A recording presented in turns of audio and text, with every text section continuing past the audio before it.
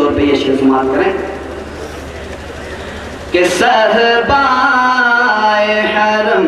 چل کے اور دنیا سے میں کچھ لے کر پلٹا ہی نہیں شاہ، ارے دنیا سے میں کچھ لے کر پلٹا ہی نہیں شاہ، بس عشق ندامت کا میرے آقا، بس عشق ندامت کا ارے لایا ہوں میں نذرانہ، بس عشق ندامت کا لایا ہوں میں نذرانہ، صحبائے حرم چل کے۔ اور آخری شعر سماعت کرائیں کہ دربار میں شاہوں کے دیکھی نہ کسی نے پھر، ارے دربار میں شاہوں کے دیکھی نہ کسی نے پھر، کملی میں نظر آئی، کملی میں نظر آئی، ارے جو شوکت شانہ، کملی میں نظر آئی، جو شوکت شانہ سے۔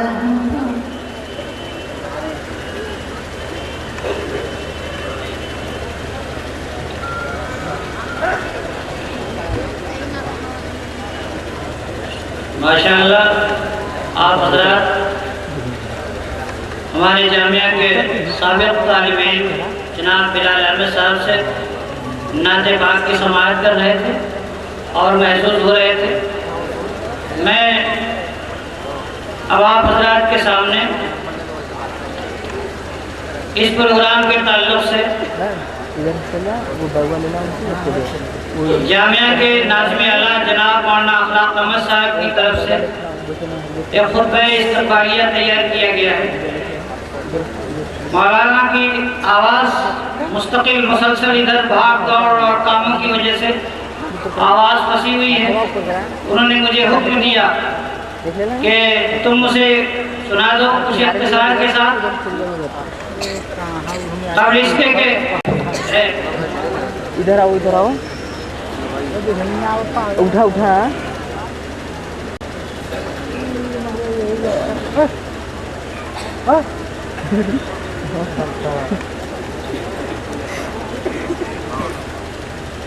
میں گزارش کروں گا تمام لوگوں سے کہ یہ ادھر کے حصے میں بہت زیادہ جگہیں خالی ہیں،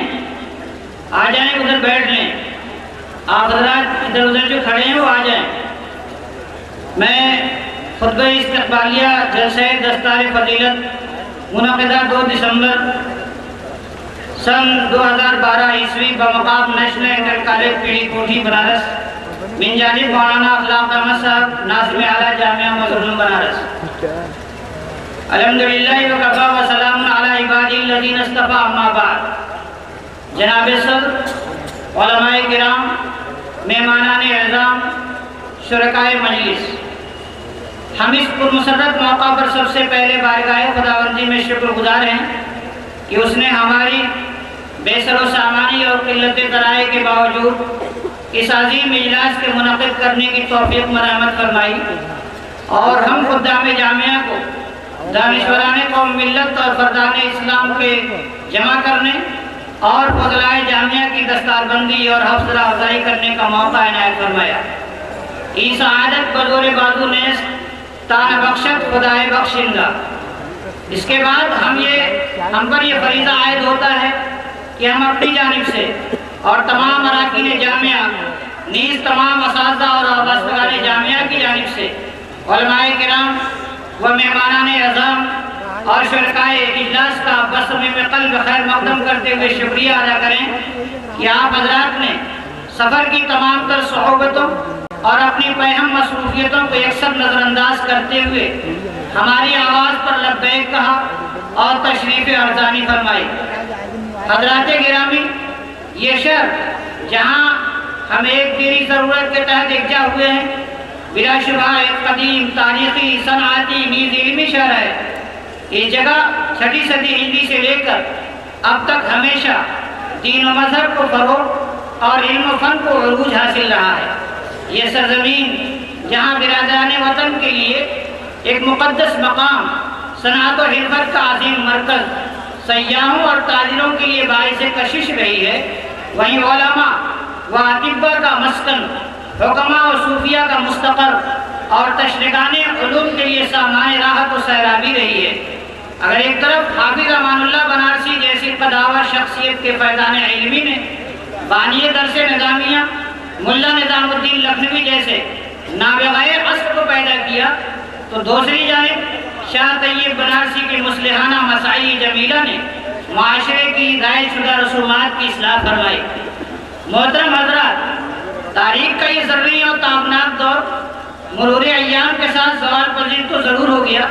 تاہم اس کے گہرے اور لازوال اثرات نسل در نسل اہالیان بنارس کے ذہن و دماغ پر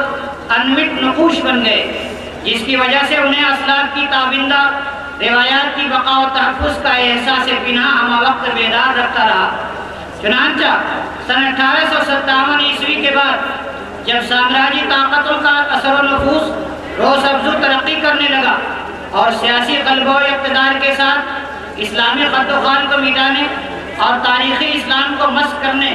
نیز اسلاف کے زندہ جاوید کارناموں پر پردہ ڈالنے کی سازشیں ہونے لگی، اور ان خبیث مقاصد و ارادوں کی تکمیل کے لیے خود حکومت نے ایسی تعلیم گاہوں کی بنیاد رکھی جن کے ذریعے نئی نسل کو اسلامی افکار و خیالات سے ہٹا کر یورپ کے ذہنی و فکری قالب میں ڈالا جا سکے۔ جیسا کہ سن 1835 میں لارڈ میکالے نے فورٹ ولیم کالج کی بنیاد رکھتے ہوئے کسی مقصد کا اظہار ان لفظوں میں کیا تھا: ہمیں ایک ایسی جماعت بنانی ہے جو ہم میں ہماری کروڑوں رعایا کے درمیان مترجم ہو، اور یہ جماعت ایسی ہونی چاہیے جو رنگ و خون کے اعتبار سے ہندوستانی ہو مگر فکر و ذہن کے اعتبار سے انگریز۔ اس نازک صورتحال میں بر صغیر کے اصحاب فکر و شعور اور ہوشمندان قوم ملت نے نئی نسلوں کو پیش ذہنی و فکری ارتداد اور مغربیت کے دامے فریب سے بچانے اور اس عظیم فتنے کے سدباد کے لیے ہندوستان کے مختلف خطوں اور علاقوں میں جا بجا دینی مدارس قائم کیے۔ اسی زمانے میں ایک روشن ضمیر شخصیت حضرت الحاج حافظ محمد عبداللہ المتوفی سن 1351 ہجری ساکن محلہ محمد شہید بھودرا نے بھی اپنے جذبہ دینی کے تحت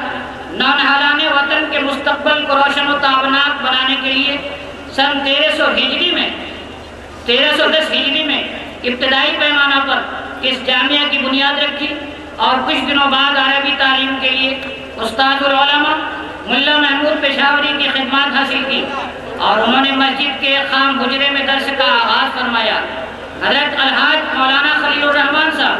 سردار رحمت اللہ صاحب اور حاجی یار محمد گلہد صاحب وغیرہ کی مخلصانہ کوششوں نے اسے پروان چڑھایا، اور جامعہ شب و روز ترقی کے منازل طے کرتا رہا۔ یہ چند نفوس قدسیہ طلباء کے خورد و نوش کا نظم و انتظام فراہمی چندہ کے ذریعے خود کرتے، اور بعض دفعہ جب کوئی شیدائی علم آ جاتا تو اسے گھر کا پکا ہوا سارا کھانا کھلا کر یؤثرون علی انفسہم ولو کان بہم خصاصہ کی ناظر الحقوق مثال پیش کرتے۔ جامعہ کی علمی خدمات، جامعہ کی یہ نمایاں خصوصیت رہی ہے کہ اس کے ارباب بشت کشاد نے ہمیشہ اس اساسی پہلو کو ملحوظ رکھا کہ تعلیم و تربیت کے میدان کو وسیع سے وسیع تر کیا جائے،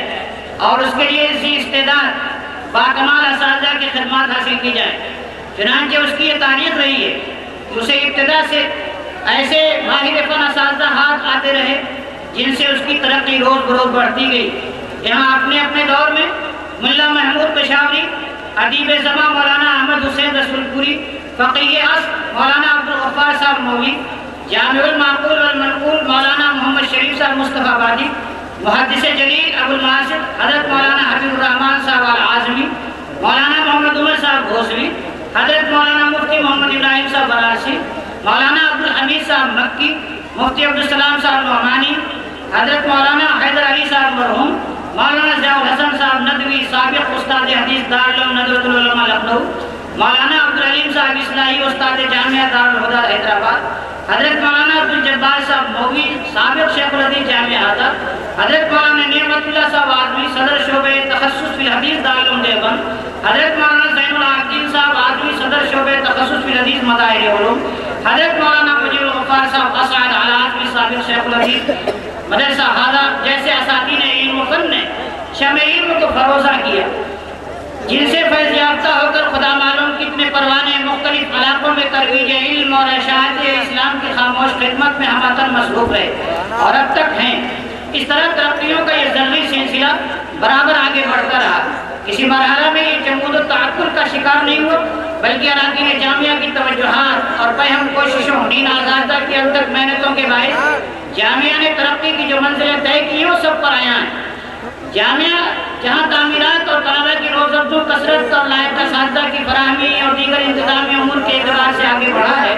وہیں اس کا کردار علم و فن اور درس و تدریس کے میدان میں قابل تشکر ہے، اور آج بھی باصلاحیت اساتذہ کی خدمات حاصل ہیں جو علمی و عملی جدوجہد میں ہم وطن مصروف ہیں۔ انہیں اساتذہ کے علمی ذوق، انہی اساتذہ کے علمی ذوق اور اعلیٰ طرز تعلیم کا نتیجہ ہے کہ ہر دور میں ایسے سینکڑوں علماء اور فضلاء پیدا ہوئے جنہوں نے درس و تدریس کی بزم بھی سجائی اور وعظ و تقریر میں بھی حصہ لیا، میدان شہادت میں قلم کی جولانیاں بھی دکھائیں اور ساتھ ہی اسلام میں رخنہ انداز عناصر کا سدباب بھی کیا۔ اور یہ بھی جامعہ کی 123 سالہ علمی تاریخ کا روشن بابی ہے۔ یہاں سے فضلاء و حفاظ کی خاصی تعداد علوم نبویہ کو سینے میں رکھ کر ہندوستان کے طول و عرض میں چراغ مصطفی کی حفاظت اور دین مدین کی اشاعت میں مصروف کار ہے۔ اس مقام پر اگر جامعہ کے اولین فاضل حضرت مولانا مفتی محمد ابراہیم صاحب بنارسی رحمۃ اللہ علیہ کی جلیل القدر علمی تصنیفی و اصلاحی خدمات ہیں، تو دوسری طرف یہاں کے فیض یافتگان محدث جلیل حضرت مولانا حبیب الرحمان صاحب اعظمی، حضرت مولانا ابو عرفان صاحب سابق استاد ندوۃ العلماء لکھنؤ، مولانا مجیب اللہ صاحب سابق ناظم جامعۃ الرشاد اعظم گڑھ، پروفیسر مشیر الحق صاحب بحری آبادی، مولانا عبدالقیوم صاحب مرحوم مظہری بنارسی، مولانا اکرام الحق صاحب مظہری گھوسوی، مولانا حیدر علی صاحب مظہری بنارسی، مولانا عبدالمغنی صاحب سابق صدر مدرس جامعہ ہادہ، مولانا جمیل احمد صاحب مظہری سابق صدر مدرسہ چشمہ رحمت غازی پور،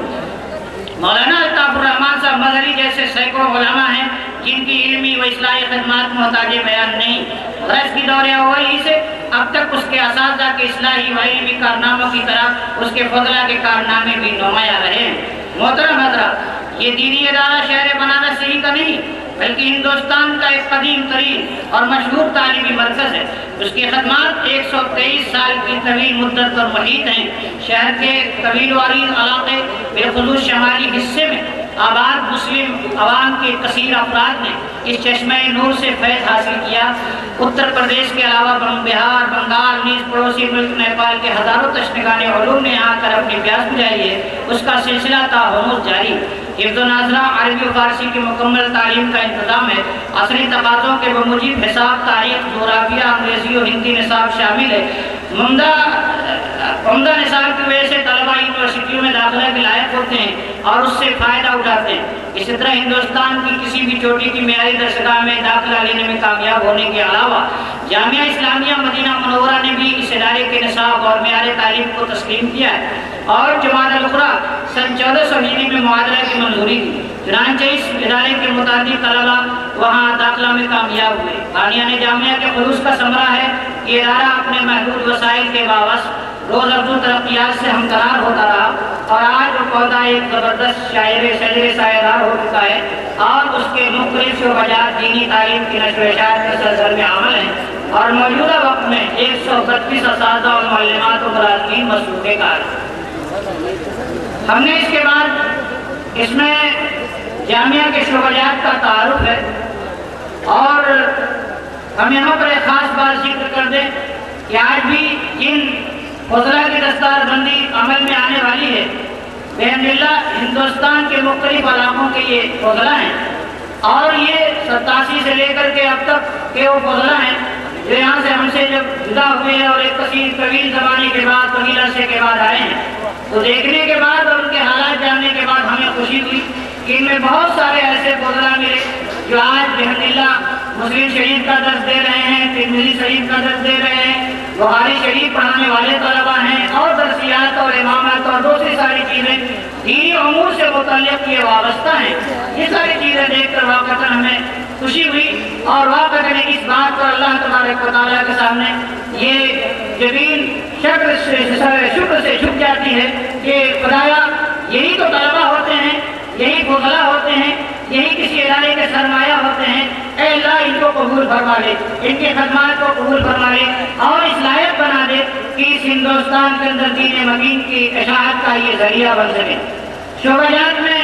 درجات پرائمری ہے، اس کا ہم نے تعارف کرایا۔ پھر یہ یتیم خانہ ایک شعبہ یہاں ہے۔ یہ یتیم خانہ واقعتاً ایسا شعبہ ہے جو آپ اس علاقے میں بہت کم پائیں گے، اور اس کی کیا خدمات ہیں اس کا مختصر سا تعارف سنیں۔ یتیم خانہ ادارے کا ایک اہم کارنامہ شعبہ یتیم خانے کا قیام ہے۔ جامعہ کے دارالاقامہ میں ہی یہ شعبہ 1941 میں قائم کیا گیا، اور 7 سال کی پہم کوششوں کے بعد 1948 میں رنگ روڈ شاہراہ عظیم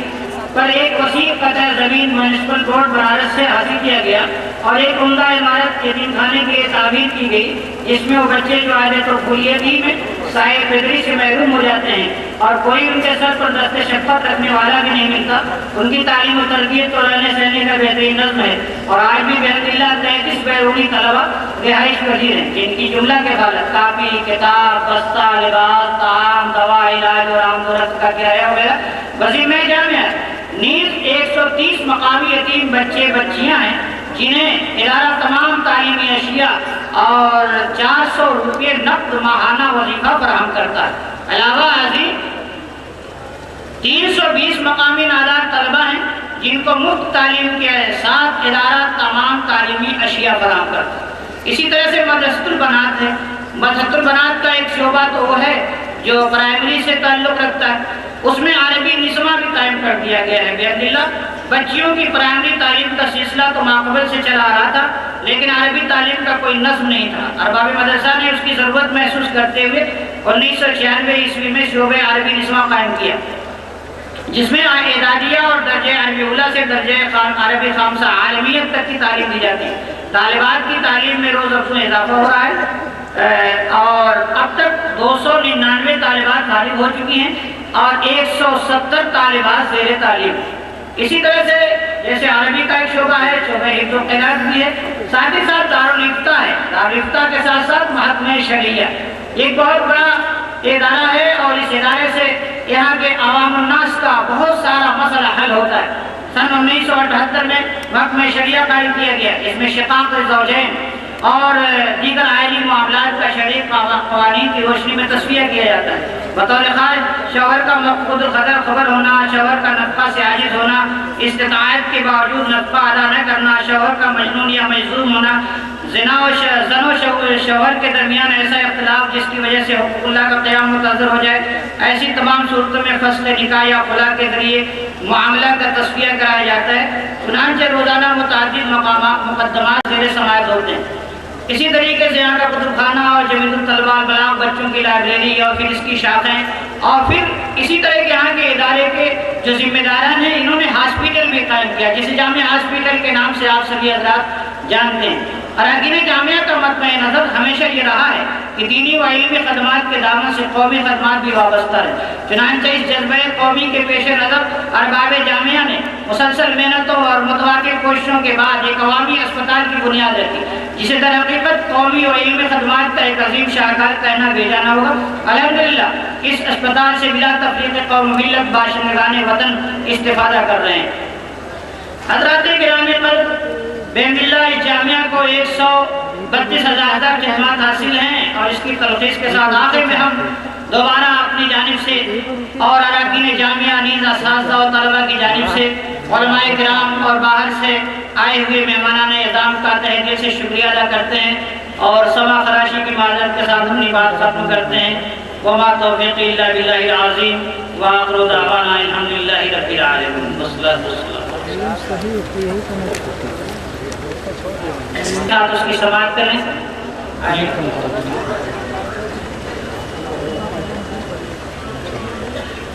اے ضیوف با کرامت، اے شیوخ زیب و خواب، اے ضیوف با کرامت، اے شیوخ زیب و خواب، مقتدائے دین و ملت، رہبر والا تبار، مقتدائے دین و ملت، رہبر والا تبار. اس وطن میں کشور علم و عمل کے تاجدار، اس وطن میں کشور علم و عمل کے تاجدار.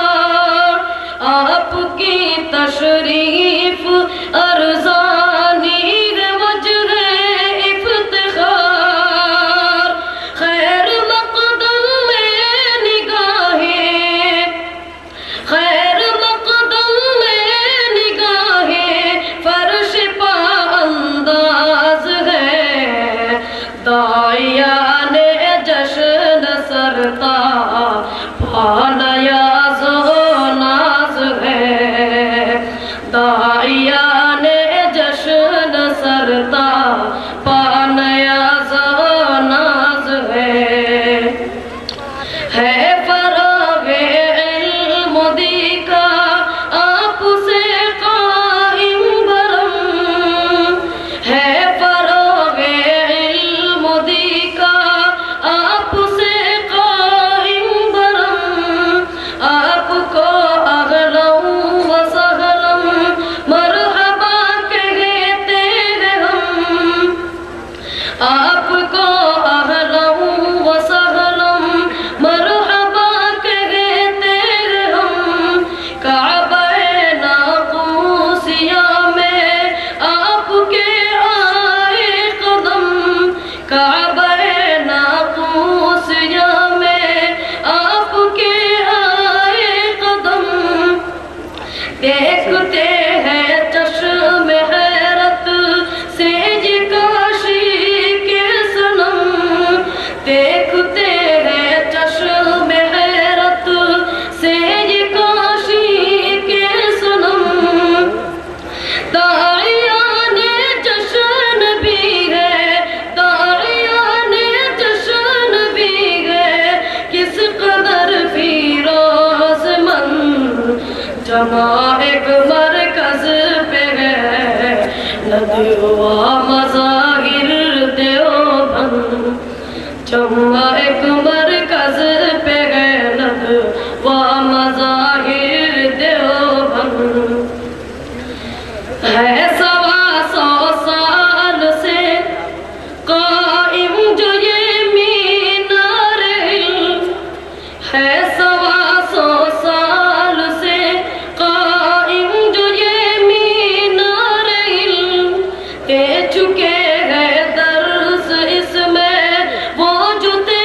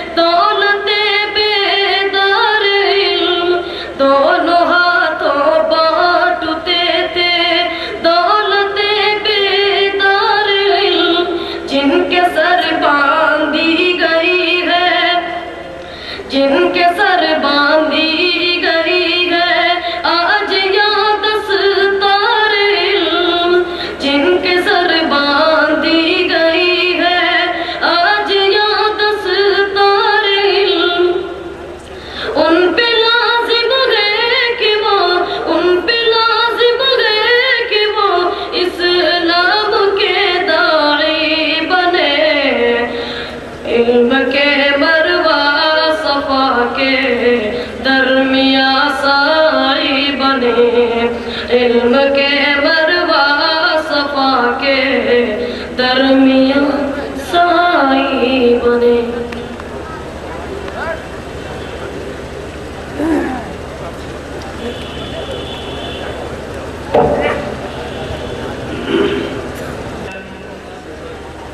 دارالعلوم ندوۃ العلماء کے محتمم، انٹر گرل یونیورسٹی کے چانسلر حضرت مولانا ڈاکٹر سعید الرحمان صاحب العازمی تشریف فرمائیں. آپ کی صدارت میں یہ پروگرام چل رہا ہے. آپ کی تشریف آوری چونکہ بہت پہلے ابھی کمی وقتوں کے لیے ہوئی تھی، اس لیے آپ اب تشریف لائے ہیں اور اب اس وقت ہم تمام حضرات آپ کا خطبہ صدارت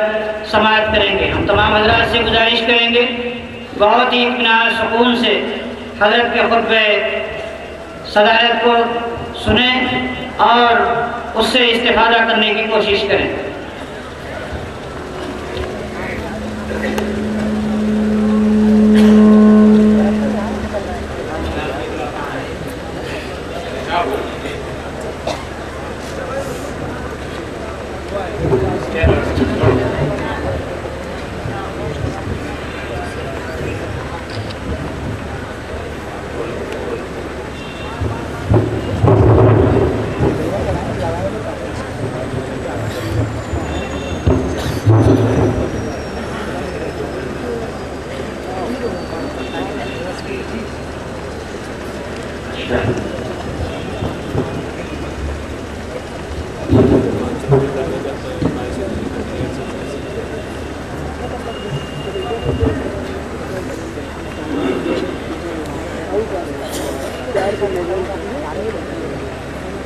بسم الله الرحمن الرحيم.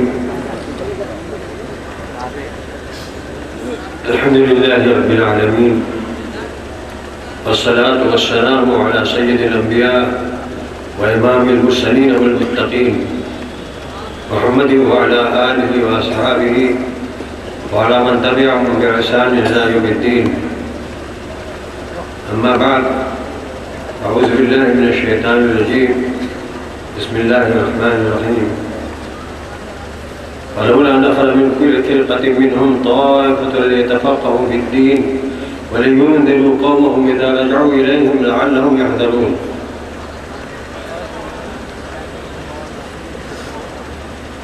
حضرات علماء کرام اور میرے بزرگوں اور بھائیوں اور دوستوں، آج کے اس تاریخی جلسے میں شرکت کرنا مجھ جیسے طالب علم کے لیے باعث صد سعادت ہے. مجھے بہت خوشی ہے کہ میں اس موقع پر حاضر ہوا اور آپ سب حضرات کے سامنے بیٹھ کر کوئی ٹوٹی پھوٹی باتیں کرنے کا موقع حاصل ہوا. حضرات، آپ کو یہ بات اچھی طرح معلوم ہے کہ ہمارے اسلامی مدارس، ہماری درسگاہیں، ہمارے جامعات اور ہماری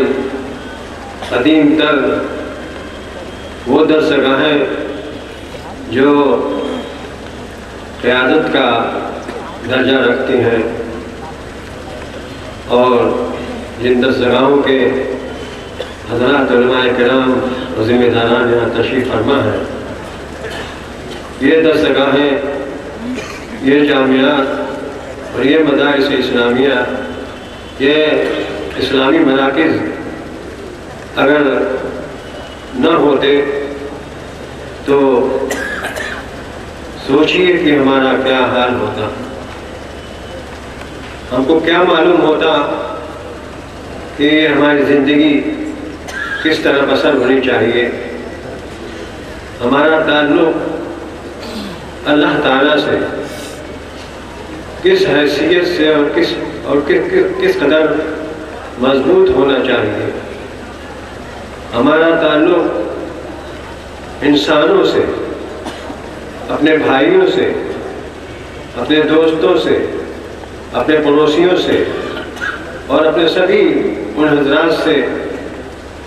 جن کے اندر رہ کر کے ہمیں اپنی زندگی گزارنی ہے، ان کے ساتھ ہمارا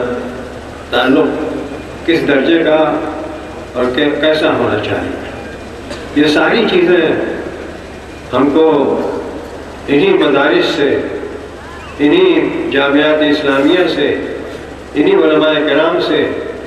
انہی دعات اسلام سے، انہی قائدین کرام سے،